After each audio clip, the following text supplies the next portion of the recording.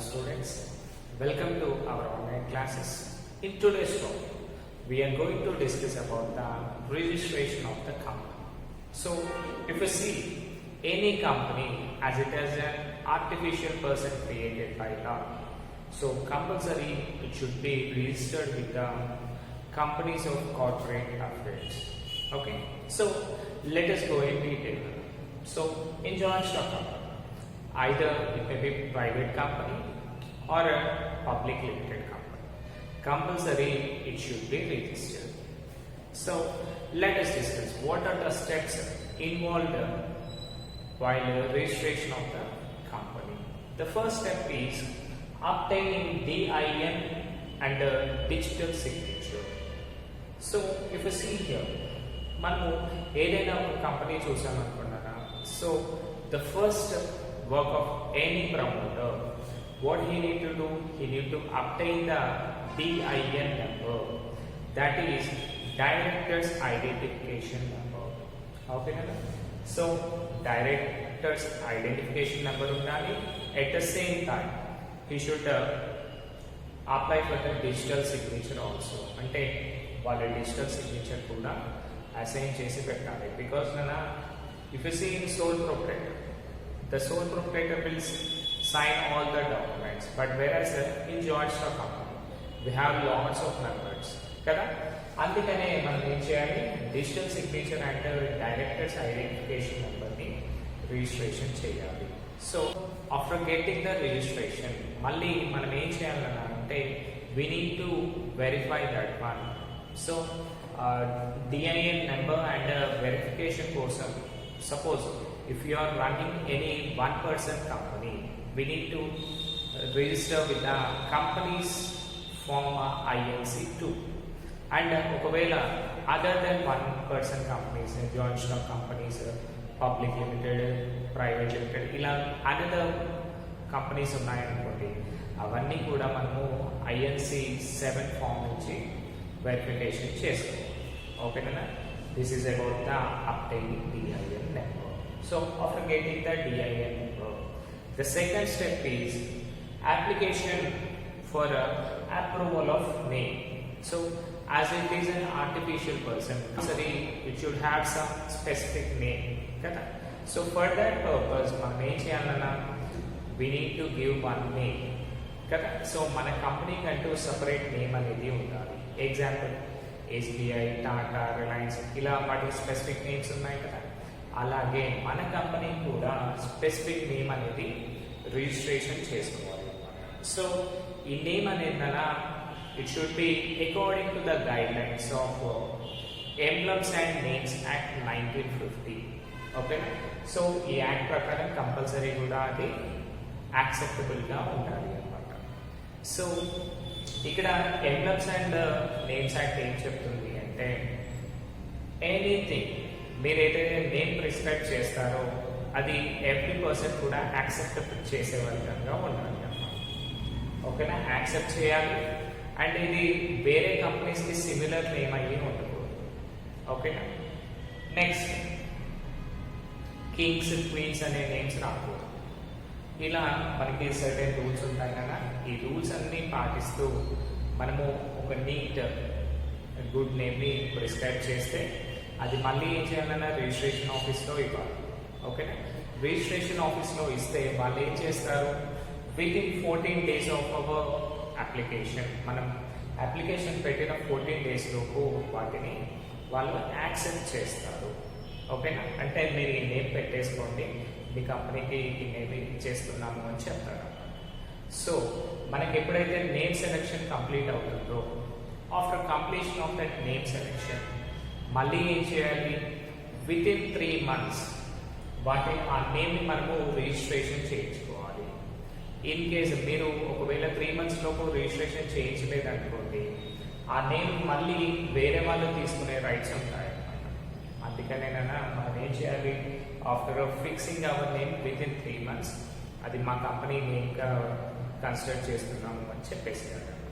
So that ఆ company name అనేది మీకు పర్మనెంట్గా ఉండిపోతుంది. Okay, next, preparation of memorandum of associations. So these memorandum of associations it is just like the constitution of the company. అంటే మీకు all the rules relating to the outside world కానివ్వండి, inside management కానివ్వండి, everything కూడా అందులో ఉంటాయి.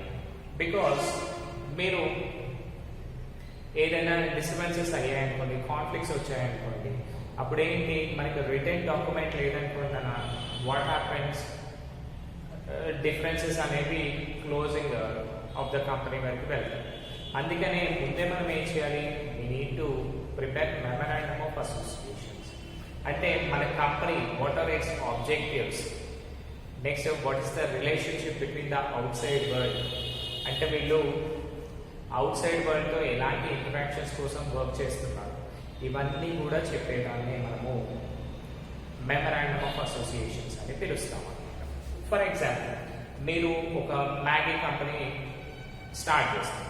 So what is its relation అంటే it is serving instant food కదా. అదే మీరు ఒక టూత్పేస్ట్ కంపెనీ పెట్టారు.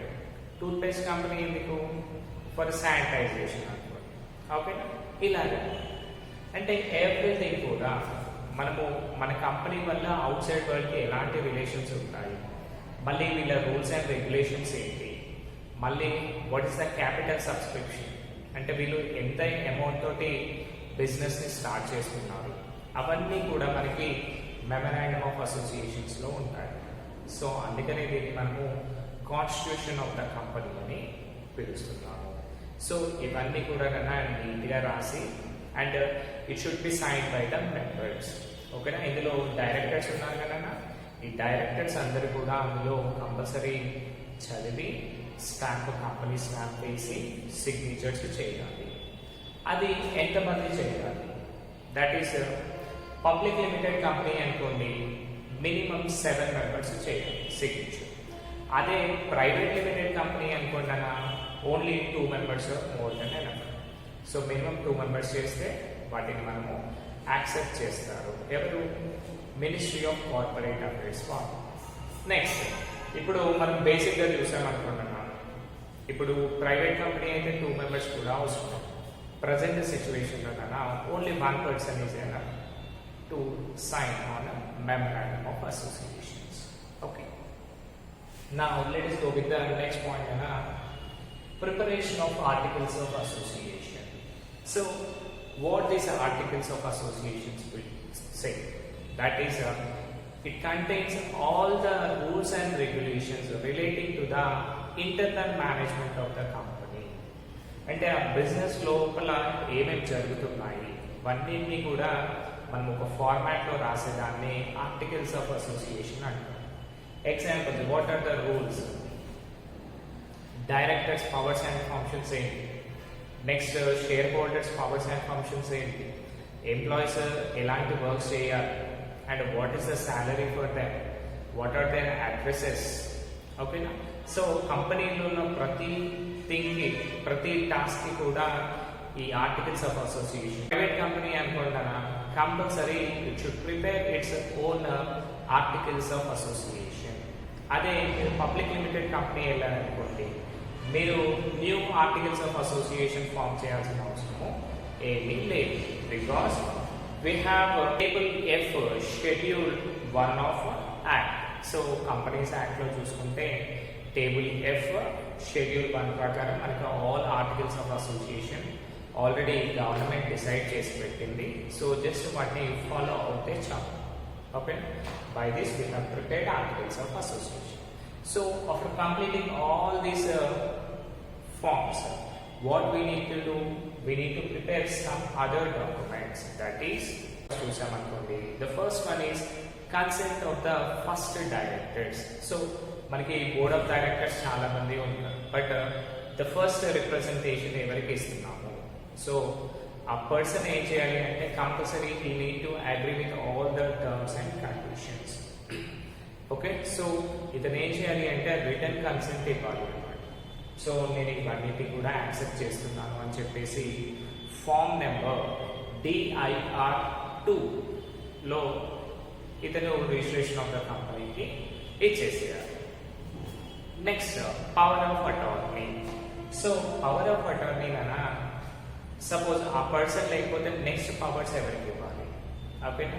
నెక్స్ట్ ఇప్పుడు చూడండి, బోర్డ్ ఆఫ్ డైరెక్టర్స్ ఒక 20 మెంబర్స్ ఉన్నారు అనుకుందాం. సో ప్రతి ఒక్కరు వచ్చి సైన్ చేయాల్సిన అవసరం లేదు అన్నమాట. Because every person they may be possible are not possible కదా. అందుకనే వీళ్ళందరూ కలిసి ఏం చేయాలి అంటే, కంపెనీస్ రిజిస్ట్రేషన్ ఆఫీస్లో ప్రతి ఒక్కరు సైన్ పెట్టడం ఇబ్బందే కదా. కాబట్టి 1 పర్సన్కి టోటల్ పవర్స్ ఇచ్చేసేయాలి అన్నమాట. సో ఇతను ఈ పర్సన్ సిగ్నేచర్ చేశాడు అంటే మేమందరం చేసినట్టే అని చెప్పడం అన్నమాట. సో వాటిని పవర్ ఆఫ్ అటార్నీ అంటారు. సో 1 డైరెక్టర్కి ఏం చేయాలి, మనము పవర్ ఆఫ్ అటార్నీ ఇవ్వాలి. అది కూడా వాళ్ళ కంపెనీ వాళ్ళకి చెప్పాలి, రిజిస్టర్ ఆఫీస్ వాళ్ళకి.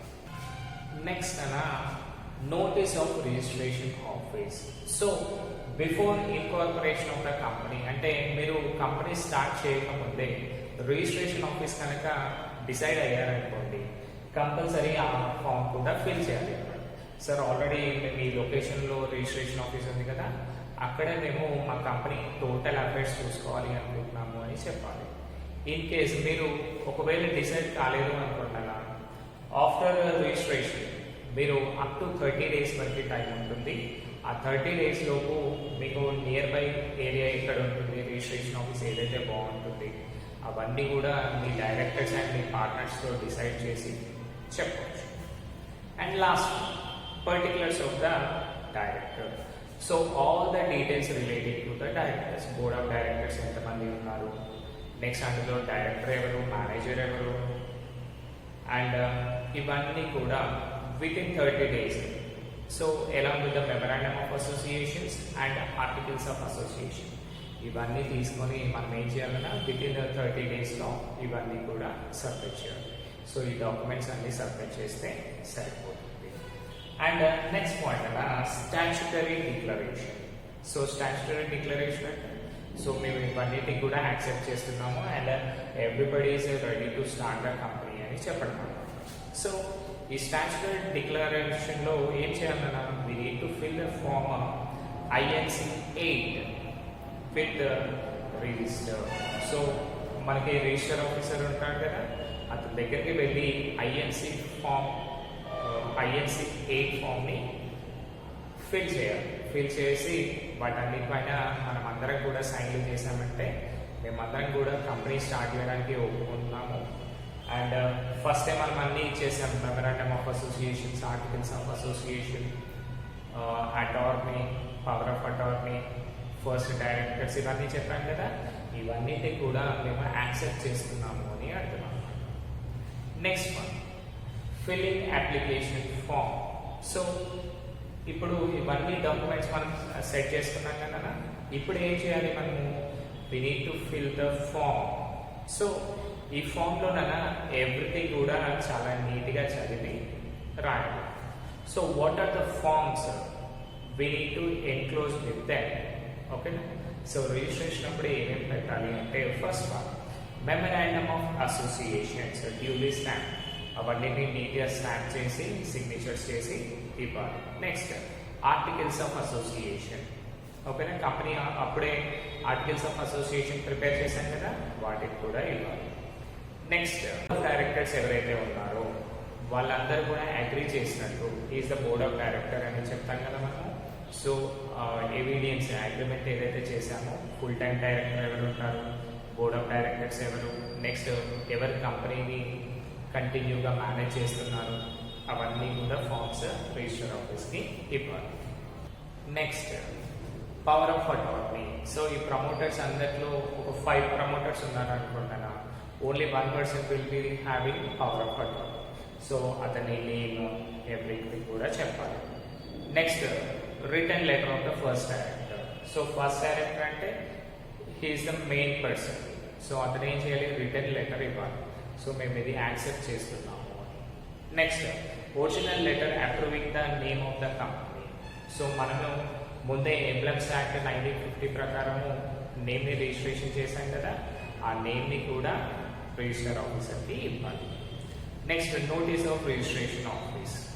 మనము రిజిస్ట్రేషన్ ఆఫీస్ ఎక్కడ అనుకుంటున్నాం, లొకేషన్ ప్రిస్క్రైబ్ చేస్తున్నాం కదా, మ్యాక్సిమం ఆఫ్ 30 days టైంలో వాటికి కూడా చెప్పాలి. Next, statutory declaration. So every person signing on the documents. So ఇవన్నీ ఫార్మ్స్ కన్నా along with the application fee.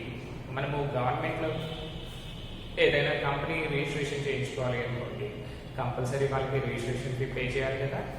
So వాటిని మనము ఇచ్చేసేయాలి అన్నమాట. సో హియర్ అప్లికేషన్ ఫామ్ తీసుకున్నాం కదా రిజిస్ట్రేషన్ ఫీ పే చేయడానికి.